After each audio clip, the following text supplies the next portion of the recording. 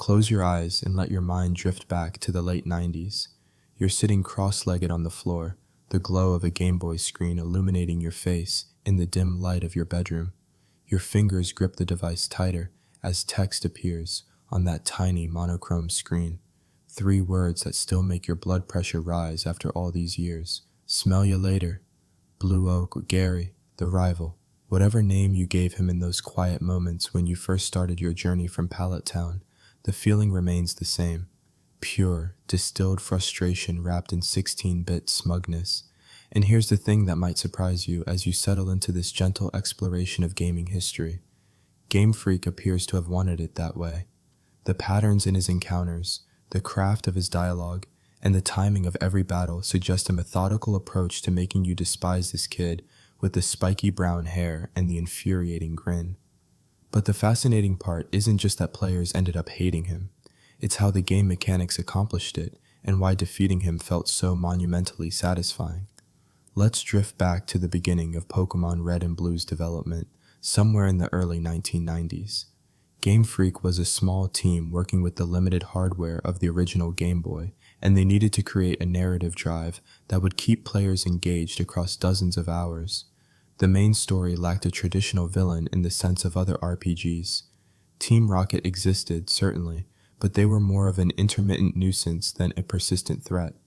The real journey was about becoming the best, about mastering the art of Pokémon training. And every great journey needs an obstacle. Not just any obstacle, but one that feels personal, one that follows you, one that makes victory taste sweeter with each encounter. Blue was that obstacle, but calling him merely an obstacle diminishes the psychological engineering that went into his creation. When you first meet him in Professor Oak's laboratory, the game establishes something crucial. You're equals, at least in theory. 2 kids from the same town receiving their first Pokémon on the same day from the same mentor. But then the mechanics of antagonism begin immediately, so subtle you might not have consciously registered them at the time, but your unconscious mind absolutely did. You choose your starter Pokémon, that moment of careful consideration between Bulbasaur, Charmander, and Squirtle. And then Blue, with practiced efficiency, immediately selects the one that has a type advantage against yours. Not randomly, not based on what he personally prefers. He takes the Pokémon specifically designed to counter your choice. The game has already established that this isn't a friendship. This is competition, and he's starting with an advantage. That first battle happens mere moments after you receive your Pokémon. Your new companion is fresh, untested, and you're still learning. The basic mechanics of combat. Blue forces you into battle before you've had time to train, before you've encountered wild Pokémon, before you've internalized how type matchups work. And even if you manage to win that first encounter, his dialogue doesn't change. He's dismissive, confident, already looking ahead to bigger challenges while you're still processing what just happened. The pattern that would repeat throughout your entire journey was being established.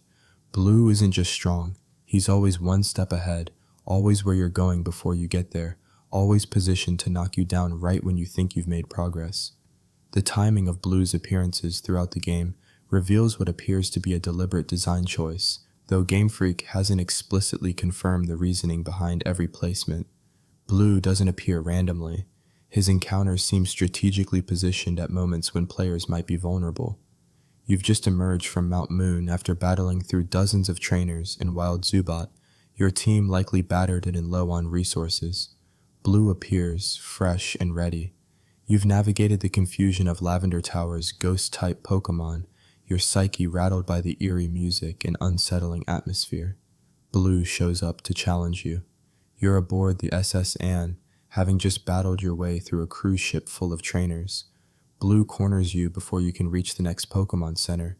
Whether these placements were intentionally calculated to maximize frustration or simply emerge from the game's natural progression is unclear, but the effect remains. These encounters create that spark of genuine frustration that makes you mutter under your breath and grip your Game Boy tighter. Consider the mechanical cruelty of his team composition. As the game progresses, Blue doesn't just level up his starter. He builds a balanced, strategic team that seems custom designed to exploit whatever weaknesses your team might have developed. He carries Pokémon with diverse typing, ensuring he's never completely vulnerable. His movesets evolve to include powerful attacks just as yours do, maintaining that sense of parallel growth, but always with an edge of superiority. And here's where Game Freak's psychology becomes truly fascinating. They programmed him to use items during battle. Potions, super potions, eventually, full restores.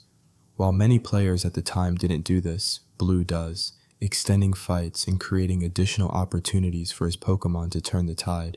He fights like someone who actually wants to win, not like an NPC following a script. The dialogue system, limited as it was by the hardware constraints of the Game Boy, worked overtime to establish Blue's personality. Every encounter featured his trademark smugness, that casual dismissiveness that suggested he barely considered you worth his time. When he wins, he gloats. When he loses, he makes excuses and insists his Pokémon weren't at their best. After receiving your Pokédex, he even tells his sister not to lend you a town map, though she ignores his request and gives you one anyway. When you encounter him at crucial story moments, he's already accomplished what you're trying to do, already moved past it, already focused on the next challenge. This constant one-upping created a narrative pressure that most games of that era didn't attempt. You weren't just playing through a story, you were chasing someone who refused to slow down. Developers at Game Freak later confirmed in interviews that this antagonistic approach was intentional. In a 2018 conversation with GameSpot, longtime Pokémon developer Junichi Masuda explained their philosophy behind the rival's personality. He noted that in the early days, technical limitations with pixel graphics meant they couldn't express much through visuals, so character had to come through in dialogue and personality. The jerky, antagonistic rival was a deliberate choice to create strong emotional engagement within those constraints.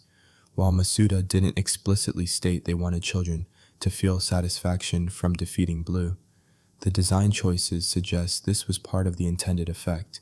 It worked remarkably well. An entire generation of players developed a shared experience of loving to hate this character, of being genuinely invested in shutting him up once and for all.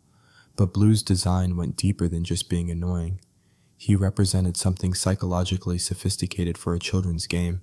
He embodied the competitive spirit that exists in real friendships, that friend who always seems to be better at everything, who makes achievements look effortless, who you simultaneously admire and resent.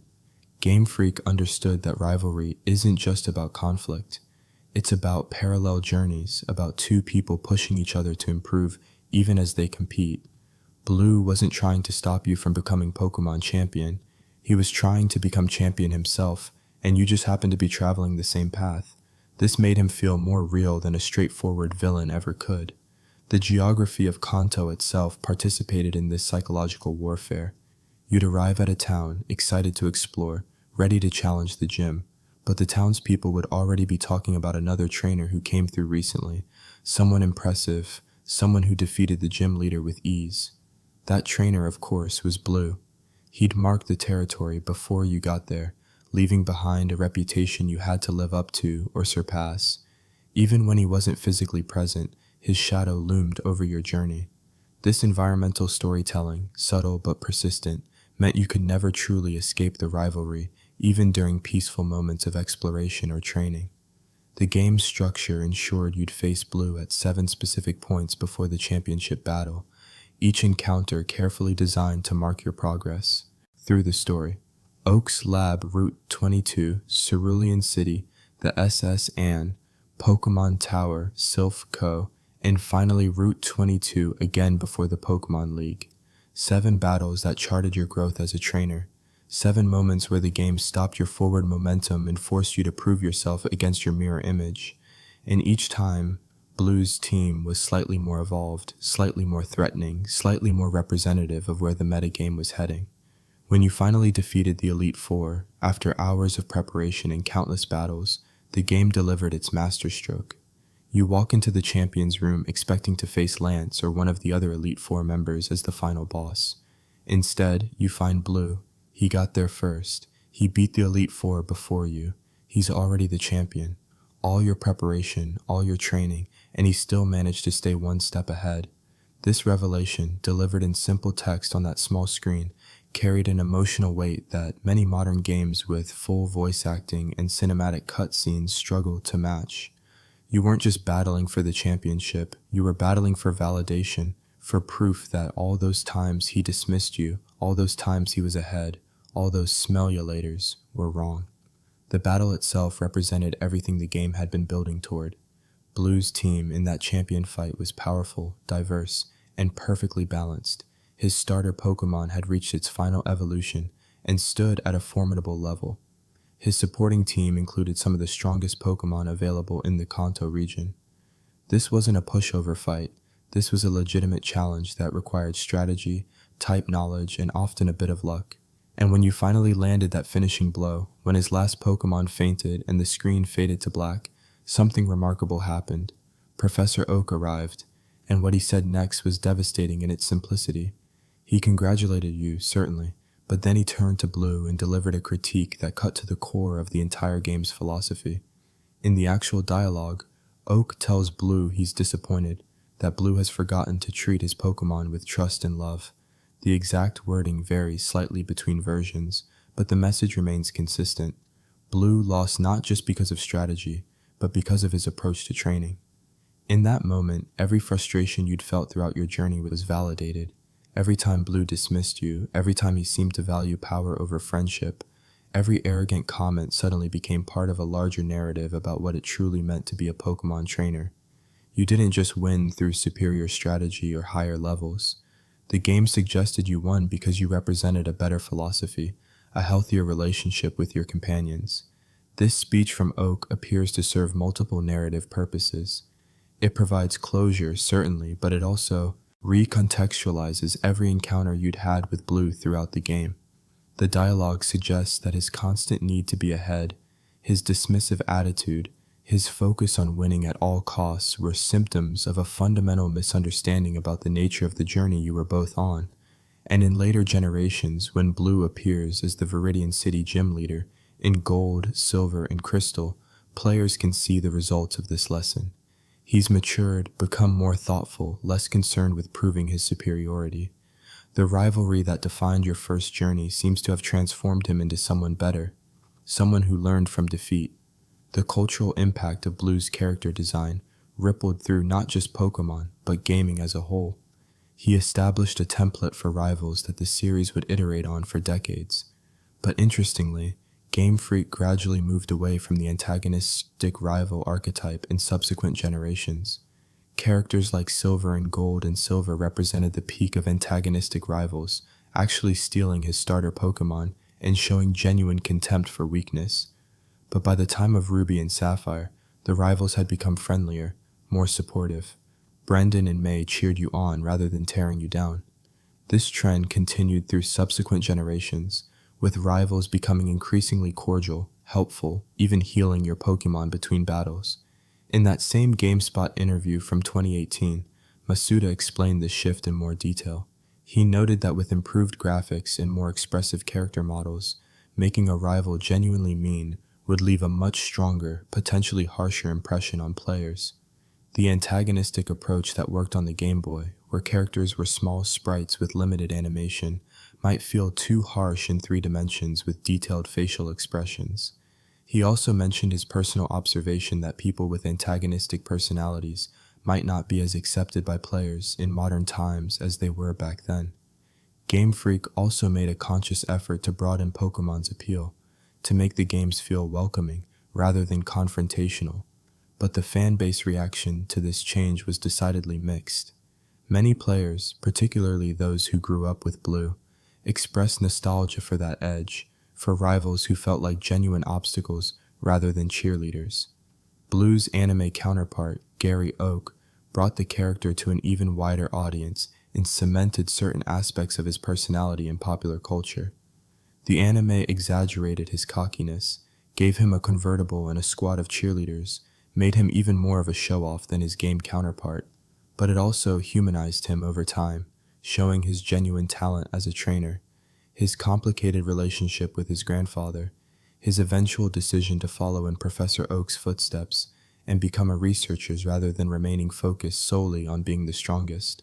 This character arc in the anime reflected and expanded on the growth implied in the games, showing that the annoying rival of your childhood could mature into someone admirable. The question of why Game Freak's approach works so well comes down to understanding what makes rivalries compelling in any medium. Real rivalries aren't about hatred, they're about pushing each other toward excellence, about having someone who forces you to be better than you thought you could be. Blue fulfilled this role perfectly because defeating him meant something. Every victory over him throughout the game was a milestone, a measurement of your growth, and the final victory, when you took the championship from him, represented not just the culmination of that specific journey, but validation of every choice you'd made, every Pokémon you'd trained, every strategy you'd developed. The fact that we're still talking about Blue decades later, that he appears in discussions about greatest video game rivals, alongside characters from franchises with much larger budgets and more sophisticated narratives, speaks to the effectiveness of Game Freak's design. They created a character with limited tools, with simple sprites and basic text dialogue, and made him feel real enough to generate genuine emotional responses. They understood that frustration, when properly channeled and eventually resolved, creates memorable experiences. They knew that making you hate Blue in the beginning would make defeating him in the end feel earned rather than inevitable. As you drift towards sleep, consider this. That annoying kid from Pallet Town, the one who always seemed to be ahead of you, the one who made you want to throw your Game Boy across the room in frustration, was functioning exactly as the game designed him to. Every smell you later reinforced his personality. Every encounter, whether strategically timed or naturally flowing from the game's structure, built emotional investment. Every smug comment created a desire to prove him wrong. Whether through intentional psychological engineering or the natural emergent properties of good game design, the result was the same.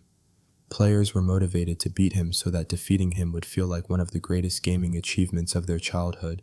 And for millions of players around the world, it absolutely did.